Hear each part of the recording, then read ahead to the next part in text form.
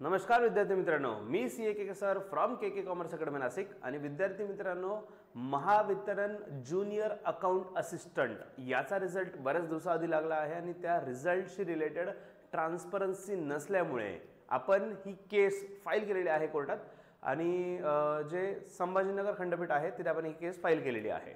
याच्या आधीचे व्हिडिओ तुम्ही बघितले नसतील असं कन्सिडर करून मी तुम्हाला अपडेट देतोय।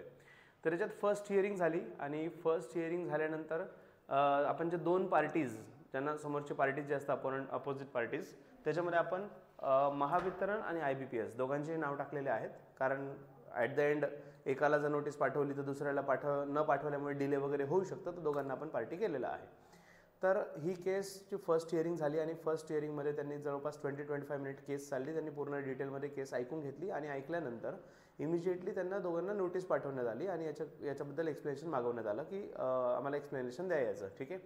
पण स्टुडंट्स, आता हा प्रोसिजरियल पार्ट आहे नोटीस पाठवणं, म्हणजे त्यांनी दोन प्रकारे नोटीस पाठवली। आपले जे ॲडव्होकेट आहेत त्यांच्यातर्फे नोटीस पाठवली आणि इन ॲडिशन टू दिस जे कोर्ट आहे संभाजीनगर खंडपीठ त्यांच्या थ्रू पण त्यांनी नोटीस पाठवली, ठीक आहे। पण स्टुडंट्स, जसं कोर्टाचं काम माहिती असेल तुम्हाला नॉर्मली की या गोष्टींना वेळ लागतो, म्हणजे इमिजिएट एकदम फास्ट ट्रॅकवर या गोष्टींवर त्यांना थोडा उत्तर द्यायला वेळ पण द्यावा लागतो ऑफकोर्स, ठीक आहे। सो त्या हिशोबाने वेळ दिला होता आणि सेकंड हिअरिंग एक्सपेक्टेड होती। पण सेकंड हिअरिंग जी डेट होती त्याच्या आधीच मुलांना बिकॉज डिले झाला त्यांच्याकडनं कोर्टाकडनं नोटीस वगैरे पाठवण्यामध्ये सर्व गोष्टींमध्ये, तर त्यांनी आता 4 एप्रिल 2025 4/4/2025 ही डेट दिलेली आहे। मुलांनो, ॲट अ टाईम तसं बघायला गेलं तर 3 केसेस फाईल झालेल्या आहेत। कोणत्या 3 केसेस? इंजिनिअरिंगवाल्यांची जी केस होती मुलांनो, महावितरणमध्ये ज्या इंजिनिअरिंगच्या पोस्ट होतात त्याच्यात त्यांनी 2 केसेस फाईल केलेल्या होत्या। पहिला मुद्दा होता त्यांचा गेटचा, की गेटचं जे कंपल्शन केलेलं आहे 10%साठी ते गेटचं कंपल्शन काढण्यात यावं आणि मुलांना सांगण्यात आनंद होतोय की त्यांना सक्सेस भेटलेला आहे आणि संभाजीनगर खंडपीठाने डिसिजन दिलेला आहे की गेटची सक्ती काढून टाकावी, ते 10%चा विषय काढून टाकावा आणि गेटची सक्ती सोडल्यानंतर नवीन लिस्ट लावावी, त्याचं पण टाईम लिमिट दिलेला आहे। 3 हप्त्यामध्ये त्यांना नवीन लिस्ट लावण्यासाठी सांगितलेलं आहे। दुसरा विषय राहिला ट्रान्सपरन्सीचा हा कॉमन विषय आहे मुलांना, म्हणजे ज्युनियर अकाउंट असिस्टंटची एक्झाम असेल किंवा इंजिनिअरिंगची जी एक्झाम होती पोस्ट त्याची एक्झाम असेल मुलांना, ज्युनियर इंजिनियरची एक्झाम असेल, तर दोघांसाठी ही सेम प्लॅटफॉर्म सेम कंडिशन होती की आपल्याला ट्रान्सपरन्सी पाहिजे, कारण रिझल्ट जो लागला आहे तो IBPSच्या फॉर्मॅटमध्ये नाही आहे। दुसरी गोष्ट, त्याच्यावर डिजिटल सिग्नेचर मिसिंग आहे। तिसरी गोष्ट, त्यांना त्याच्यात मेरिट लिस्ट दिलेली नाही आहे किंवा मेरिट लिस्टचे जे स्कोर आहे स्टुडंटचे स्कोर वगैरे दिलेले नाही आहे। त्यातल्या त्यात जो रिझल्ट लागला इंडिव्हिज्युअल फक्त रिझल्ट बघता येतो आहे आपल्याला लॉग इन केल्यानंतर, त्याच्यातही टोटल रिझल्ट माहीत नाही आहे, म्हणजे जे सेक्शन A आणि B तसं सेक्शन वाईज तसं स्कोर वगैरे काहीच नाही, तर टोटल फक्त एक रिझल्ट दिसतो आहे। त्यात पण बिफोर नॉर्मलायझेशन आहे का आफ्टर नॉर्मलायझेशन आहे ते पण माहीत नाही, त्याच्याबद्दल क्लॅरिटी नाही आहे। तर असे खूप सारे क्वेश्चन असल्यामुळे आपण ट्रान्सपरन्सी नसल्यामुळे त्याच्यासाठी लढत आहोत। सध्या महाट्रान्सकोची पोस्ट आलेली आहे, त्याच्यामुळे कंटिन्युअसली आपलं त्याच्यावर कंटेंट येतो। तर बऱ्याच जणांचं म्हणणं की सर महाट्रान्सको आले, सर महावितरणला विसरले। मुलांना तुम्हाला आठवत येतो, अख्ख्या महाराष्ट्रात जर कोणी महावितरणला लक्षात ठेवलं असेल तर तो तुमच्यासमोर उभा आहे। सगळं विसरले, सगळ्यांना फक्त पुढच्या एक्झामसाठी काळजी होती। फक्त आपण आहोत, आपलं एक यूट्यूब चॅनल आहे ज्याच्यात महाट्रान्सको म्हणजेच महापारेषण जे आहे त्याच्यात सर्वात लेट अपडेट आलेली आहे, म्हणजे अक्षरशः मुलांचे मेसेजेस येऊन गेले की सर तुम्ही ॲडव्हर्टिजमेंट येणार आहे, तुम्ही कधी अपडेट करतायत, ॲडव्हर्टिजमेंट लवकरच येणार आहे।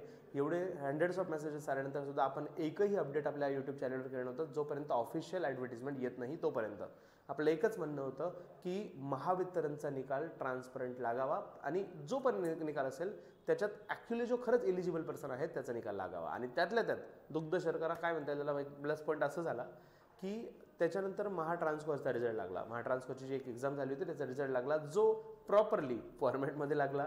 मेरिट लिस्ट आहे, ज्याकडे डिजिटल सिग्नेचर आहे, तर ज्या गोष्टी रिक्वायर्ड असतात की आयडियली रिझल्टमध्ये काय असावं जे आपण अपेक्षा करतोय महावितरणच्या रिझल्टमध्ये, आणि महावितरणच्या रिझल्टमध्ये ते मिसिंग आहे। तर काहींचं म्हणणं की नाही सर असा फॉर्मॅट नसतो आणि थोड्या दिवसानंतर मेरिट लिस्ट लागते, असं होप किती दिवस करावा हा पण मोठा प्रश्न आहे। तर थोडे दिवस वगैरे काहीच नाही, त्यांना मेरिट लिस्ट लावायचीच नाही आहे, ठीक आहे।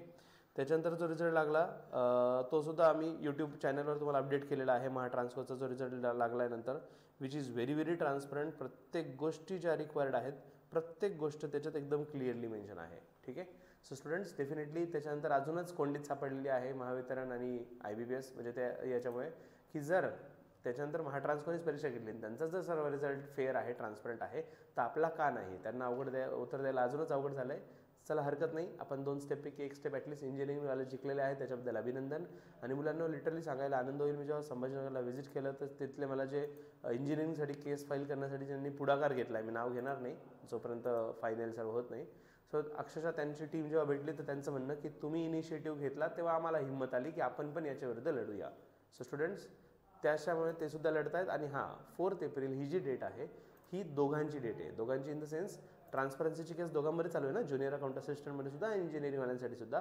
तर दोघांसाठीही सेम डेट दिलेली मुलांना, 4 एप्रिल. सो 4 एप्रिल 2025ला सेकंड हिअरिंग होणार आहे. आणि सेकंड हिअरिंग होणार म्हणजे झाल्यानंतर जी पण अपडेट असेल ऑफकोर्स मुलांना, लेटेस्ट अपडेट तुमच्यापर्यंत पोहोचवायचं आहे. मला जास्त एक्साइटमेंट आहे तुमच्यापेक्षा की अपडेट तुमच्यापर्यंत पोहोचवावं. फक्त प्रयत्न एवढंच होता मुलांना की आपल्याकडे ऑफिशियली जेव्हा प्रॉपर कंटेंट येईल बोलण्यासाठी तेव्हा बोलावं. पण मग आता किती मेसेजेसला रिप्लाय करणार ते अवघड झालं, म्हणून व्हिडिओतर्फे तुमच्यापर्यंत पोहोचलं, तुम्हाला डिटेल दिलेली आहे.